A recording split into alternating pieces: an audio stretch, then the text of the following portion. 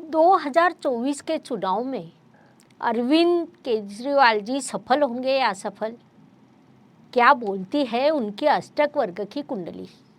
नमस्ते, मैं एस्ट्रो गुरु डॉक्टर ज्योति जोशी सभी ज्योतिष प्रेमी एवं चिकित्सकों का तहे दिल से स्वागत करती हूँ।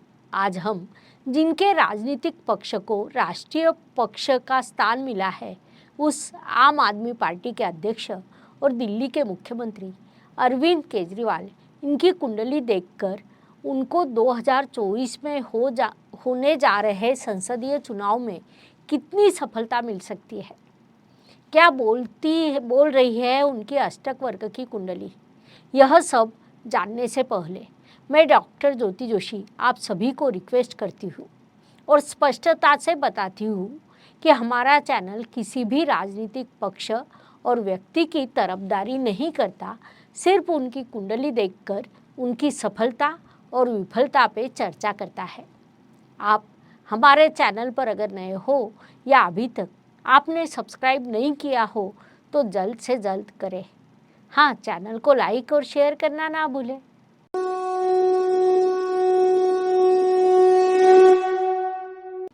आम आदमी पार्टी के संस्थापक और पार्टी अध्यक्ष अरविंद केजरीवाल ने गुजरात विधानसभा चुनाव में अपने राज्य गुजरात में प्रधानमंत्री नरेंद्र मोदी और केंद्रीय गृह मंत्री अमित शाह को सीधे चुनौती दी थी।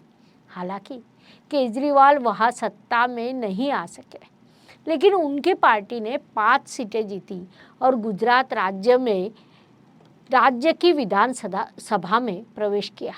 इस चुनाव में मिले वोटों के प्रतिशत ने आम आदमी पार्टी को एक राष्ट्रीय पार्टी का दर्जा दिलाया। इससे पहले आम आदमी पार्टी ने गुजरात राज्य के सूरत नगर पालिका चुनाव में 28 सीटें जीती थी और दूसरी सबसे बड़ी पार्टी का स्थान हासिल किया था। पिछले 10 सालों में आम आदमी पार्टी की उपलब्धियों को देखें तो लगता है वह काफ़ी तेजी से आगे बढ़ रही है। उन्होंने देश के उत्तरी राज्यों में ज़्यादा चुनाव लड़े हैं। दिसंबर 2013 में दिल्ली विधानसभा चुनाव लड़ा गया। उससे पहले चुनाव में हमें 28 सीटें मिली थी। उसके बाद केजरीवाल ने मुख्यमंत्री पद का स्वीकार कर लिया, लेकिन महज 49 दिनों में उन्होंने अपने पद से इस्तीफा दे दिया और 2015 में हुए दिल्ली विधानसभा चुनाव में इतिहास रच दिया। इस चुनाव में आपने 70 में से 67 सीटें जीती और कांग्रेस को किनारे कर दिया।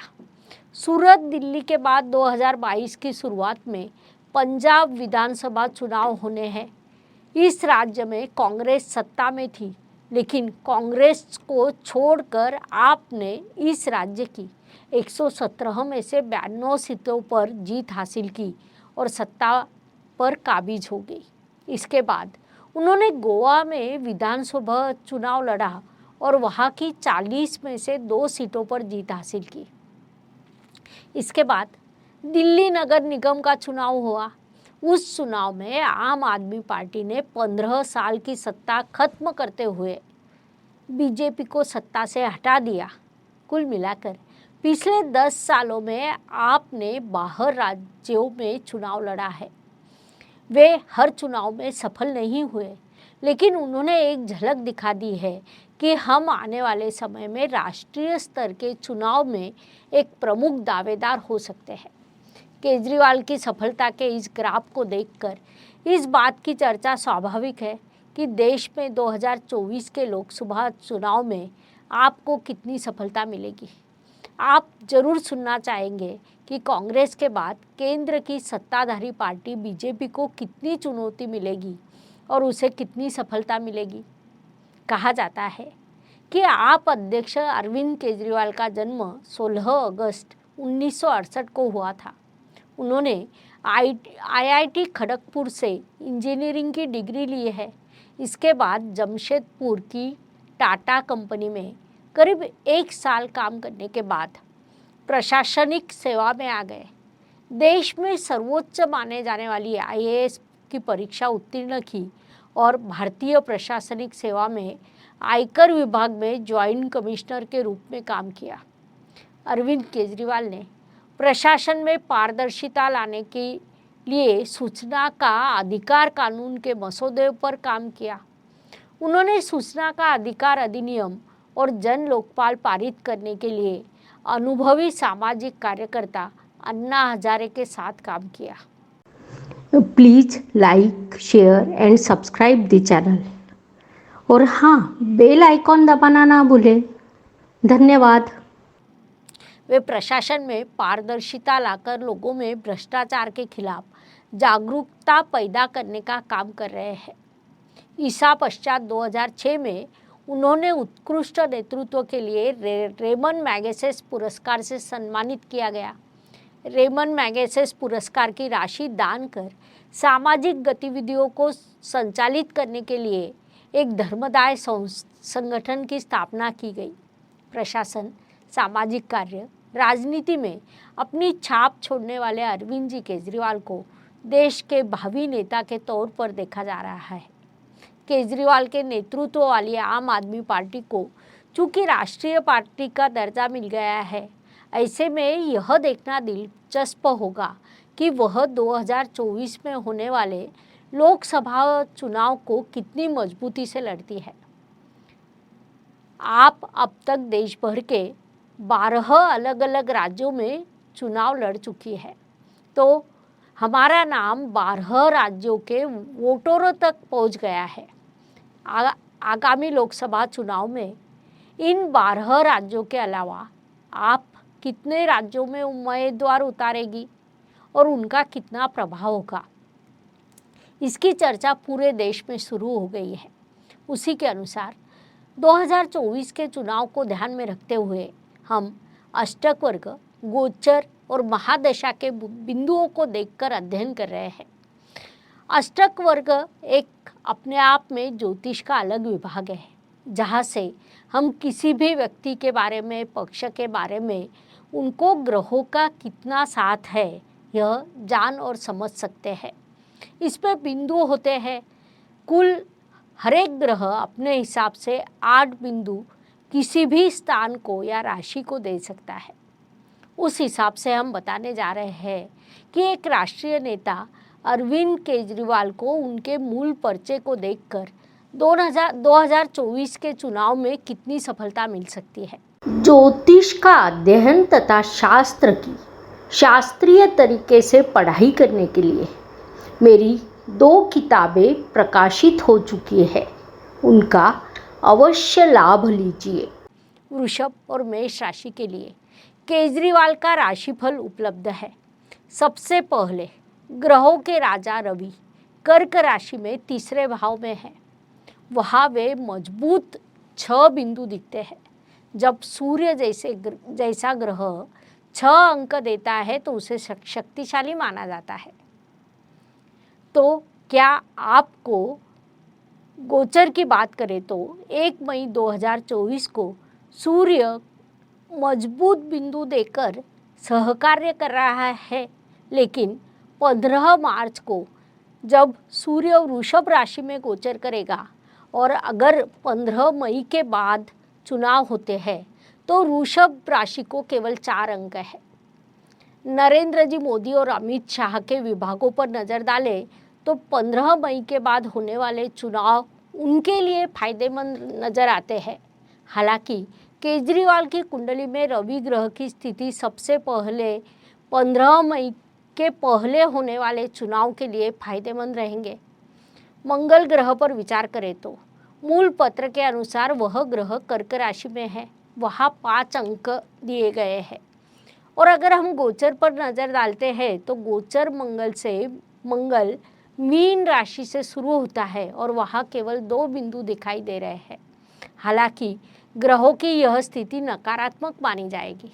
इसके बाद जब मूल कुंडली में बुध का गोचर देखा जाता है तो बुध अपनी सिंह राशि में है और वहाँ केवल 4 बिंदु है।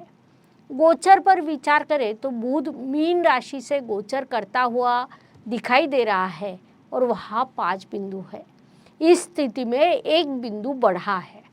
केजरीवाल के लिए यह एक सकारात्मक बात है। इसीलिए यद्यपि रवि और मंगल का सहयोग नहीं देखा जाता है, लेकिन बुध ग्रह का सहयोग बढ़ता हुआ दिखाई दे रहा है। बृहस्पति की बात करें तो केजरीवाल के मूल पत्र में बृहस्पति सिंह राशि में है और वहाँ अष्टक वर्ग के 7 बिंदु उन्हें प्राप्त है। अष्टक वर्ग के बारे में 7 बिंदु महत्वपूर्ण होते हैं। जहाँ तक गोचर की बात है, 1 मई के बाद जब बृहस्पति वृषभ राशि में गोचर करेगा, केजरीवाल के 7 अंक होंगे, तब गुरु का गोचर उनके लिए अत्यंत फलदायी रहेगा। बृहस्पति इनकी राशि में लाभेश और अष्टमेश है। इनकी यहाँ बहुत ही सकारात्मक ग्रह स्थिति है।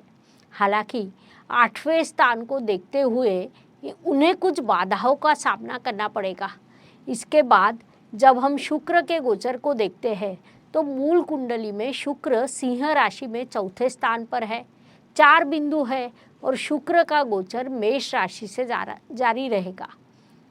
4 मई 2024 को शुक्र मेष में रहेगा और शुक्र द्वारा दिए गए 4 बिंदु है, तो इसे हम एक सामान्य घटना मान सकते हैं। जब हम शनिदेव का गोचर देखते हैं तो शनिदेव मेष राशि में उनका गोचर है, जहाँ केवल 3 बिंदु दिखाई देते हैं, और 1 मई को कुंभ राशि में उनका गोचर दिखाई दे रहा है, जहाँ 4 बिंदु है। लेकिन यह एक सकारात्मक बात है कि मूल कुंडली में उनके 3 बिंदु तथा गोचर से उनको 4 बिंदु प्राप्त है। यानी गोचर बिंदु को देखते हुए रवि और मंगल 2 ग्रहों को छोड़कर इस बिंदु का अच्छा असर केजरीवाल के पत्रिका में दिखाई दे रहा है। यानी उनकी का सियासी पारा चढ़ता हुआ नजर आ रहा है।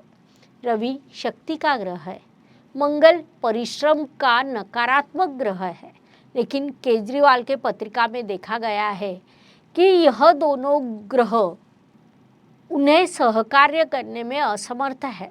इसीलिए केजरीवाल की पत्रिका के अनुसार उन्हें जो कम अंक मिले हैं, कम बिंदु मिले हैं, वे बहुत महत्वपूर्ण नहीं हैं। हालांकि प्रत्येक ग्रह अपने मूल कार्य को नहीं छोड़ता। इस संदर्भ में देखा जाए तो मंगल का अर्थ साहस, परिश्रम, कर्तव्यपरायणता है। जब केजरीवाल जी के कार्यकर्ताओं के मनोबल की बात आती है तो उनके यहाँ कम अंक है। इसके बाद मुख्य मुद्दा महादशा है। यदि आप इस बारे में सोचते हैं तो वह गुरु की महादशा चल रही है, बृहस्पति में राहु की अंतर्दशा चल रही है। इसीलिए अष्टक वर्ग में यदि बृहस्पति का विचार करें तो वृषभ राशि में 7 बिंदु है और बड़े सकारात्मक है। केजरीवाल की जन्म कुंडली में राहु मीन राशि में भ्रमण कर रहा था। सार्वभौमिक वर्ग के 25 बिंदु वहाँ थे। इसके अलावा अगर हम राहु सम शनि विचार करें तो केवल 2 बिंदु है। यह एक नकारात्मक बात रहेगी। कुल मिलाकर अरविंद जी केजरीवाल के पास उन्नति के भरपूर अवसर है। आज की तुलना में 2024 में उनकी प्रगति का ग्राफ ऊंचा होगा, लेकिन सत्ता की कुर्सी नहीं। जब हम सफलता को मापते हैं तो परिणाम को मापा जाता है, और केजरीवाल को सफलता के अलावा ज़्यादा कुछ नहीं मिल रहा है। केजरीवाल के प्रदर्शन को आप पार्टी के भीतर से देखा जाएगा, क्योंकि 2024 में होने वाले चुनाव में सत्ताधारी बीजेपी को बड़ी चुनौती देने का विकल्प नहीं है, क्योंकि अगर उन्हें घटाया नहीं जाएगा तो जो होगा वो जोड़ा जाएगा। संक्षेप में कहा जाए तो केजरीवाल का ग्राफ ऊंचा होगा, उनकी प्रगति होगी, लेकिन उन्हें सत्ता नहीं मिल पाएगी। यह बात हमें समझ लेनी चाहिए। यह जाकी अष्टक वर्ग की बात को ध्यान में रखकर बनाई गई है। इसीलिए मेरी आपसे रिक्वेस्ट है कि हमारे चैनल को लाइक करो, सब्सक्राइब करो, शेयर करो, क्योंकि यह एक शास्त्रों और तथ्यों के आधार पर चर्चा करने वाला और सबसे ज़्यादा देखे जाने वाला चैनल बनने जा रहा है। आप भी हमारे साथ हमेशा रहो। धन्यवाद। शुभम भवतु। जय ज्योतिष। Please like, share and subscribe the channel, और हाँ, बेल आइकॉन दबाना ना भूलें। धन्यवाद।